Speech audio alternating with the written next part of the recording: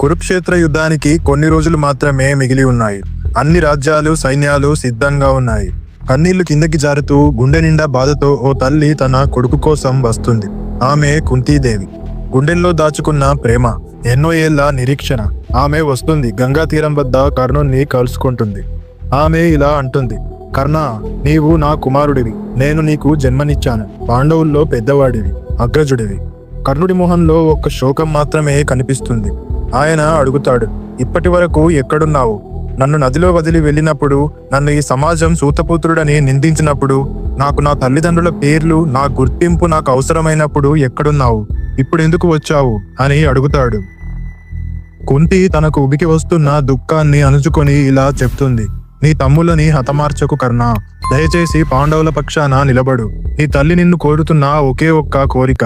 కాని కర్ణుడి గుండె వేదనతో నిండింది. మాటలు గంభీరంగా మారాయి. నన్ను కించపరిచి వెలివేసిన ఈ సమాజంలో నన్ను అంగరాజుగా చేసిన దుర్యోధనుడు, నేను ఆయన్ని వదలలేను. కానీ నిన్ను గౌరవిస్తాను తల్లి. నేను వాగ్దానం చేస్తున్నాను, అర్జునుని తప్ప పాండవుల్లో ఎవ్వరిని చంపను. నువ్వు కన్న కుమారుల్లో కనీసం 5గురు బతకడం ఖాయం. కానీ ఒక్కడే చచ్చిపోతాడు. అది నేనా అర్జునుడా అనేది విధి నిర్ణయిస్తుంది. కుంతి కన్నీటితో వెనక్కి తిరుగుతుంది. కర్ణుడు నెమ్మదిగా ఆకాశాన్ని చూస్తూ మౌనంగా నిలబడి ఉంటాడు. అది కర్ణుడి గుండె చీలిన రోజు. తల్లి ప్రేమ, స్నేహభక్తి, సమాజపు అన్యాయం, ఇవన్నీ ఒకే సమయంలో అతని మనసుని చీల్చి పారేస్తున్నాయి.